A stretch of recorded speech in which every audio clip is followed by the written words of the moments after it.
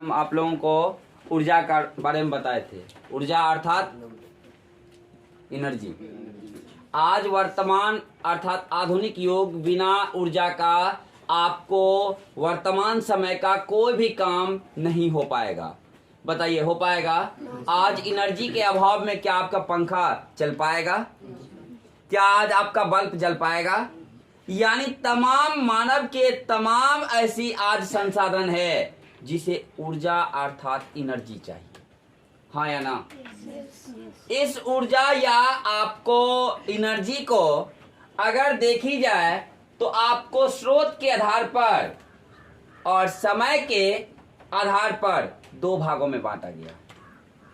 समय या स्रोत के आधार पर कितने भागों में? दो भागों में बांटा गया। एक का नाम है परंपरागत। क्या? जिसको हम कहते हैं पारंपरिक। और एक का नाम है अपरंपरागत, जिसको हम लोग कहते हैं गैर पारंपरिक। जो परंपराओं से चला आ रहा है, जो परंपराओं से चला आ रहा है, जमीन के अंदर दबा हुआ है, मानव ने उनको निकाल लिया खनन के विधि से। क्योंकि आप लोग जानते हैं कि जमीन के अंदर पाए गए पदार्थ का नाम क्या था? खनिज। तो जमीन के अंदरूनी भाग से खनन के माध्यम से जिन पदार्थों को निकालकर आधुनिक समय के मानव ने उपयोग करना आरंभ किया, वो आपको सारा का सारा पारंपरिक है।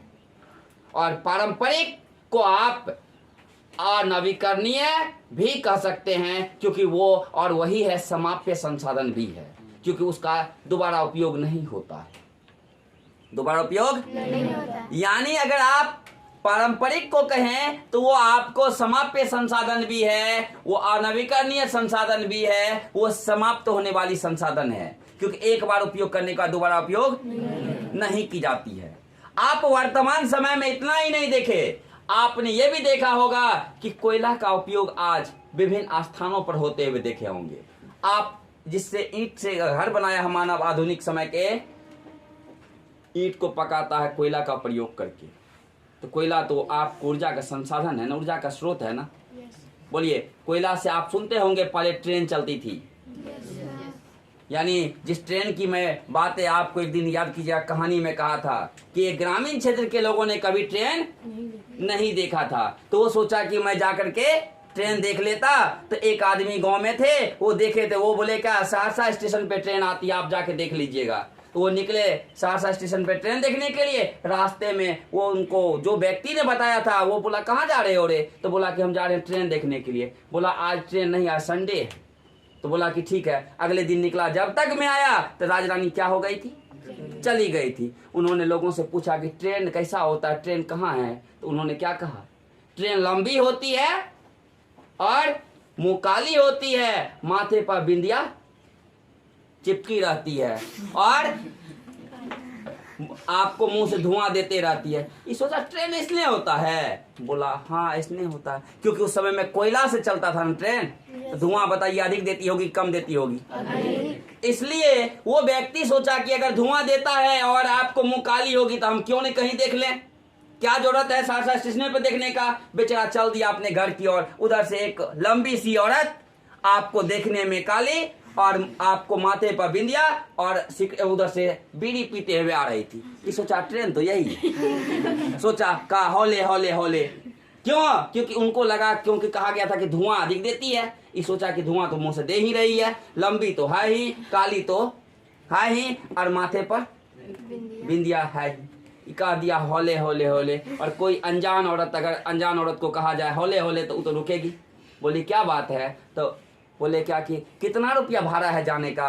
अब कोई गैर पुरुष अगर किसी औरत को ऐसे शब्द में कह दे तो बताइए कि औरत मार बैठेगी कि नहीं? जब जोर से तमेचा मारी ना, तो औरत के तमेचा खाने के बाद पुरुष कहता है कि लगता है मालगाड़ी, सवारी गाड़ी नहीं है। तो आप बताइए कि ऐसा तो नहीं है। वर्तमान समय में तो आज बिजली से चलती है ना ट्रेन। आज कोयला की बात तो हम लोग नहीं करते हैं, आज किसका बात करते हैं? बिजली। तो बिजली आपको बताइए, अगर हम लोग वर्तमान समय में कहीं कहीं आप सोलर प्लेट देखते होंगे, सूर्य के ताप से आपको बैटरी चार्ज की जाती है। सूर्य की प्रकाश जब तक रहेगा, यानी अगर सौर मंडल की प्रधानता वाला जो आपको है सूर्य, अगर जब तक सूर्य रहेगा तब तक आपको सौर यानी सूर्य से प्राप्त होने वाली ऊर्जा प्राप्त होती रहेगी। बताइए खत्म होगा? ये खत्म होगा? जब खत्म नहीं होगा तो ये नवीकरणीय कि अनवीकरणीय? नवीकरणीय ऊर्जा का स्रोत है। आप बताइए पवन से प्राप्त होता है। आप कहीं कहीं देखे होंगे कि जैसे आपको ये लगा हुआ है, इसमें आपको टरबाइन लगी हुई है, इस प्रकार से ये आपको, और इससे ऊर्जा की प्राप्ति की जाती है टरबाइन लगा करके। आप देखिए, आपको तमिलनाडु, आप देखिए अन्य राज्यों में बड़े पैमाने पर टरबाइन लगा करके ऊर्जा की प्राप्ति की जाती है हवाओं से। हवा जिसको आप विभिन्न नाम दिए हैं, पवन नाम दिए हैं, हवा नाम दिए हैं, बोलिए हाँ या ना? इससे ऊर्जा प्राप्त की जाती है, इसका नाम रखा गया पवन ऊर्जा। कौन सा ऊर्जा? बताइए जब तक पवन रहेगा तब तक ऊर्जा की प्राप्ति होगी कि नहीं होगी? बताइए नवीकरणीय के नवीकरणीय? नवीकरणीय। आपने सुना था कि ज्वालामुखी विस्फोट होता है तो जमीन के अंदर से पिघला हुआ अवस्था वाला पदार्थ निकलता है। आप सुने हैं कि आपको पृथ्वी जो है क्या, अगर आप बात करें किसका, पृथ्वी का, किस चीज का, तो आपको 3 भागों में इसको बांट दीजिए। कितने भागों में? फर्स्ट भाग को आपने सियाल कहा था, क्या कहा था? दूसरा को आपने सीमा कहा था, और तीसरा को आपने निफे कहा था। यानी पृथ्वी का ये 3 भाग है, और 3 भाग में सबसे ज्यादा गर्म आपको कौन है? निफे। और यहाँ जो भी पदार्थ पाया था वो पिघला हुआ अवस्था में प्राप्त होता है। तो अब बताइए कि जब जमीन फटेगी तो अंदर से पिघला हुआ मैग्मा निकलता है, उसका नाम क्या होता है? और उससे फिर ऊर्जा की प्राप्ति की जाती है क्या? और उसी से फिर आप सेल या चट्टान का नाम सुने होंगे, सेल या चट्टान का नाम सुने होंगे। उसकी भी आपको वो 3 प्रकार का चट्टान होता है। आपने सुना होगा आग्नेय चट्टान, अवसादी चट्टान और कायांतरित या रूपांतरित चट्टान। ये तीनों चट्टान इसी मैग्मा का रूप होता, बाद में परिवर्तित होता है, लेकिन हम लोग उसका बात नहीं करेंगे। हम लोग मैग्मा से ऊर्जा की प्राप्ति की बात करेंगे। तो भूतापीय ऊर्जा उसी का नाम होता है। बताइए जब तक निकलेगा तब तक होगा कि नहीं होगा? तो कहने का मतलब है ऊर्जा को हम लोग 2 भागों में बांट देते हैं समय के आधार पर, एक पारंपरिक और एक गैर पारंपरिक। यानी एक आपको परंपरागत, दूसरा गैर परंपरागत या अपरंपरागत। कोई दिक्कत?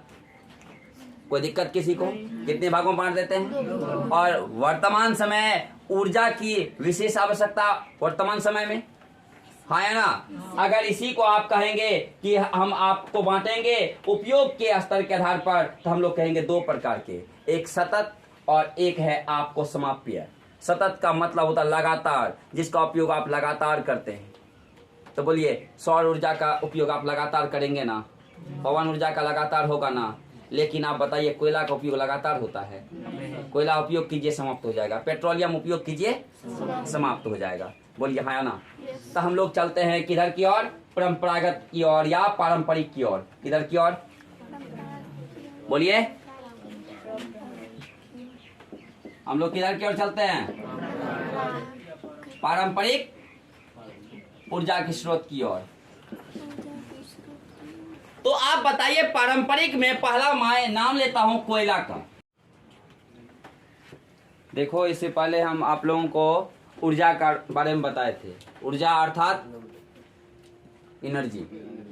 आज वर्तमान अर्थात आधुनिक युग बिना ऊर्जा का आपको वर्तमान समय का कोई भी काम नहीं हो पाएगा। बताइए हो पाएगा? आज एनर्जी के अभाव में क्या आपका पंखा चल पाएगा? क्या आज आपका बल्ब जल पाएगा? यानी तमाम मानव के तमाम ऐसी आज संसाधन है जिसे ऊर्जा अर्थात एनर्जी चाहिए, हाँ या ना? इस ऊर्जा या आपको एनर्जी को अगर देखी जाए तो आपको स्रोत के आधार पर और समय के आधार पर 2 भागों में बांटा गया। समय या स्रोत के आधार पर कितने भागों में? 2 भागों में बांटा गया। एक का नाम है परंपरागत, क्या? जिसको हम कहते हैं पारंपरिक, और एक का नाम है अपरंपरागत, जिसको हम लोग कहते हैं गैर पारंपरिक। जो परंपराओं से चला आ रहा है, जो परंपराओं से चला आ रहा है, जमीन के अंदर दबा हुआ है, मानव ने उनको निकाल लिया खनन के विधि से। क्योंकि आप लोग जानते हैं कि जमीन के अंदर पाए गए पदार्थ का नाम क्या था? खनिज। तो जमीन के अंदरूनी भाग से खनन के माध्यम से जिन पदार्थों को निकालकर आधुनिक समय के मानव ने उपयोग करना आरंभ किया, वो आपको सारा का सारा पारंपरिक है। और पारंपरिक को आप अनवीकरणीय भी कह सकते हैं, क्योंकि वो और वही है समाप्य संसाधन भी है, क्योंकि उसका दोबारा उपयोग नहीं होता है। दोबारा उपयोग नहीं होता। यानी अगर आप पारंपरिक को कहें तो वो आपको समाप्य संसाधन भी है, वो अनवीकरणीय संसाधन भी है, वो समाप्त होने वाली संसाधन है, क्योंकि एक बार उपयोग करने का दोबारा उपयोग नहीं की जाती है। आप वर्तमान समय में इतना ही नहीं देखे, आपने ये भी देखा होगा कि कोयला का उपयोग आज विभिन्न स्थानों पर होते हुए देखे होंगे। आप जिससे ईंट से घर बनाया है मानव आधुनिक समय के, ईंट को पकाता है कोयला का प्रयोग करके। तो कोयला तो आपको ऊर्जा का संसाधन है ना, ऊर्जा का स्रोत है ना। बोलिए, कोयला से आप सुनते होंगे पहले ट्रेन चलती थी। यानी जिस ट्रेन की मैं बातें आपको एक दिन याद कीजिएगा, कहानी में कहा था कि एक ग्रामीण क्षेत्र के लोगों ने कभी ट्रेन नहीं देखा था, तो वो सोचा कि मैं जाकर के ट्रेन देख लेता। तो एक आदमी गांव में थे, वो देखे थे, वो बोले क्या सहरसा स्टेशन पे ट्रेन आती है, आप जाके देख लीजिएगा। तो वो निकले सहरसा स्टेशन पे ट्रेन देखने के लिए। रास्ते में वो उनको जो व्यक्ति ने बताया था, वो बोला कहाँ जा रहे हो रे? तो बोला कि हम जा रहे हैं ट्रेन देखने के लिए। बोला आज ट्रेन नहीं, आज संडे है। तो बोला कि ठीक है। अगले दिन निकला, जब तक मैं आया तो राजरानी क्या हो गई थी? चली गई थी। उन्होंने लोगों से पूछा कि ट्रेन कैसा होता है, ट्रेन कहाँ है? तो उन्होंने क्या कहा? ट्रेन लंबी होती है और मुंह काली होती है, माथे पर बिंदिया चिपकी रहती है और आपको मुंह से धुआं देते रहती है। ये सोचा ट्रेन इसलिए होता है? बोला हाँ इसलिए होता है, क्योंकि उस समय में कोयला से चलता था ना ट्रेन। तो धुआं बताइए अधिक देती होगी कम देती होगी? इसलिए वो व्यक्ति सोचा कि अगर धुआं देता है और आपको मुंह काली होगी तो हम क्यों नहीं कहीं देख लें, क्या जरूरत है सहरसा स्टेशन पे देखने का। बेचारा चल दिया अपने घर की ओर। उधर से एक लंबी सी औरत आपको देखने में काली और आपको माथे पर बिंदिया और उधर से बीड़ी पीते हुए आ रही थी। ये सोचा ट्रेन तो यही है। सोचा का हौले हौले हौले, क्यों? क्योंकि उनको लगा, क्योंकि कहा गया था कि धुआं अधिक देती है। ये सोचा कि धुआं तो मुंह से दे ही रही है, लंबी तो है ही, काली तो है ही और माथे पर बिंदिया है ही। कहा दिया हौले हौले हौले। और कोई अनजान औरत, अगर अनजान औरत को कहा जाए हौले हौले तो वो तो रुकेगी। बोली क्या बात है? तो बोले क्या कि कितना रुपया भाड़ा है जाने का। अब कोई गैर पुरुष अगर किसी औरत को ऐसे शब्द में कह दे तो बताइए कि औरत मार बैठेगी कि नहीं। जब जोर से तमैचा मारी ना, तो औरत के तमैचा खाने के बाद पुरुष कहता है कि लगता है मालगाड़ी, सवारी गाड़ी नहीं है। तो आप बताइए कि ऐसा तो नहीं है। वर्तमान समय में तो आज बिजली से चलती है ना ट्रेन। आज कोयला की बात तो हम लोग नहीं करते हैं, आज किसका बात करते हैं? बिजली। तो बिजली आपको बताइए, अगर हम लोग वर्तमान समय में कहीं कहीं आप सोलर प्लेट देखते होंगे, सूर्य के ताप से आपको बैटरी चार्ज की जाती है। सूर्य की प्रकाश जब तक रहेगा, यानी अगर सौर मंडल की प्रधानता वाला जो आपको है सूर्य, अगर जब तक सूर्य रहेगा तब तक आपको सौर यानी सूर्य से प्राप्त होने वाली ऊर्जा प्राप्त होती रहेगी। बताइए खत्म होगा? ये खत्म होगा। जब खत्म नहीं होगा तो ये नवीकरणीय कि अनवीकरणीय? नवीकरणीय ऊर्जा का स्रोत है। आप बताइए पवन से प्राप्त होता है। आप कहीं कहीं देखे होंगे कि जैसे आपको ये लगा हुआ है, इसमें आपको टरबाइन लगी हुई है, इस प्रकार से ये आपको, और इससे ऊर्जा की प्राप्ति की जाती है टरबाइन लगा करके। आप देखिए, आपको तमिलनाडु, आप देखिए अन्य राज्यों में बड़े पैमाने पर टरबाइन लगा करके ऊर्जा की प्राप्ति की जाती है हवाओं से। हवा जिसको आप विभिन्न नाम दिए हैं, पवन नाम दिए हैं, हवा नाम दिए हैं, बोलिए हाँ या ना। इससे ऊर्जा प्राप्त की जाती है, इसका नाम रखा गया पवन ऊर्जा। कौन सा ऊर्जा? बताइए जब तक पवन रहेगा तब तक ऊर्जा की प्राप्ति होगी कि नहीं होगी? बताइए नवीकरणीय के नवीकरणीय? नवीकरणीय। आपने सुना था कि ज्वालामुखी विस्फोट होता है तो जमीन के अंदर से पिघला हुआ अवस्था वाला पदार्थ निकलता है। आप सुने हैं कि आपको पृथ्वी जो है क्या, अगर आप बात करें किसका, पृथ्वी का, किस चीज का, तो आपको 3 भागों में इसको बांट दीजिए। कितने भागों में? फर्स्ट भाग को आपने सियाल कहा था, क्या कहा था? दूसरा को आपने सीमा कहा था, और तीसरा को आपने निफे कहा था। यानी पृथ्वी का ये 3 भाग है, और 3 भाग में सबसे ज्यादा गर्म आपको कौन है? निफे। और यहाँ जो भी पदार्थ पाया था वो पिघला हुआ अवस्था में प्राप्त होता है। तो अब बताइए कि जब जमीन फटेगी तो अंदर से पिघला हुआ मैग्मा निकलता है, उसका नाम क्या होता है? और उससे फिर ऊर्जा की प्राप्ति की जाती है, क्या? और उसी से फिर आप सेल या चट्टान का नाम सुने होंगे, सेल या चट्टान का नाम सुने होंगे। उसकी भी आपको वो 3 प्रकार का चट्टान होता है, आपने सुना होगा, आग्नेय चट्टान, अवसादी चट्टान और कायांतरित या रूपांतरित चट्टान। ये तीनों चट्टान इसी मैग्मा का रूप होता, बाद में परिवर्तित होता है, लेकिन हम लोग उसका बात नहीं करेंगे। हम लोग मैग्मा से ऊर्जा की प्राप्ति की बात करेंगे। तो भूतापीय ऊर्जा उसी का नाम होता है। बताइए, जब तक निकलेगा तब तक होगा कि नहीं होगा? तो कहने का मतलब है ऊर्जा को हम लोग 2 भागों में बांट देते हैं, समय के आधार पर, एक पारंपरिक और एक गैर पारंपरिक। यानी एक आपको परंपरागत, दूसरा गैर परंपरागत या अपरंपरागत। कोई दिक्कत? कोई दिक्कत किसी को? कितने भागों में बांट देते हैं? और वर्तमान समय ऊर्जा की विशेष आवश्यकता वर्तमान समय में, हाँ या ना? अगर इसी को आप कहेंगे कि हम आपको बांटेंगे उपयोग के स्तर के आधार पर, तो हम लोग कहेंगे 2 प्रकार के, एक सतत और एक है आपको समाप्य। सतत का मतलब होता है लगातार, जिसका उपयोग आप लगातार करते हैं। तो बोलिए, सौर ऊर्जा का उपयोग आप लगातार करेंगे ना, पवन ऊर्जा का लगातार होगा ना, लेकिन आप बताइए कोयला का उपयोग लगातार होता है? कोयला उपयोग कीजिए, समाप्त हो जाएगा। पेट्रोलियम उपयोग कीजिए, समाप्त हो जाएगा। बोलिए हाँ या ना? तो हम लोग चलते हैं किधर की ओर? परंपरागत की ओर या पारंपरिक की ओर? किधर की ओर? बोलिए, हम लोग किधर की ओर चलते हैं? पारंपरिक ऊर्जा के स्रोत की ओर। तो आप बताइए, पारंपरिक में पहला मैं नाम लेता हूं कोयला का। याद कीजिए कि इससे पहले मैंने कहा था कि खनिज की 3 पेटी, उत्तरी पूर्वी पठारी क्षेत्र, दूसरा मैंने कहा था दक्षिण पश्चिमी पठारी क्षेत्र, और फिर से कहा था उत्तर पश्चिमी प्रदेश। ये 3 प्रदेश मैंने बताया था, हाँ या ना? लेकिन मैं बात कर रहा हूं आज कोयला की बात। कोयला जो है आपको बारे में, कोयला के बारे में, कोयला जो है आपको ऊर्जा का एक अगर स्रोत है तो ये समाप्य स्रोत है, यानी आपको अनवीकरणीय ऊर्जा का स्रोत है, क्योंकि इसका एक बार उपयोग करने के बाद दोबारा उपयोग नहीं होगा। क्योंकि आपने नवीकरणीय का परिभाषा जाना है कि वैसा संसाधन जिसका एक बार उपयोग करने के बाद दोबारा उपयोग हो, उसे नवीकरणीय ऊर्जा का स्रोत कहा जाता है। बोलिए हाँ या ना? जिसका दोबारा उपयोग ना हो वो अनवीकरणीय कहलाता है। तो आप बताइए, हमारे यहाँ जो कोयला की बात कर रहे हैं, तो ये नवीकरणीय या अनवीकरणीय? अनवीकरणीय।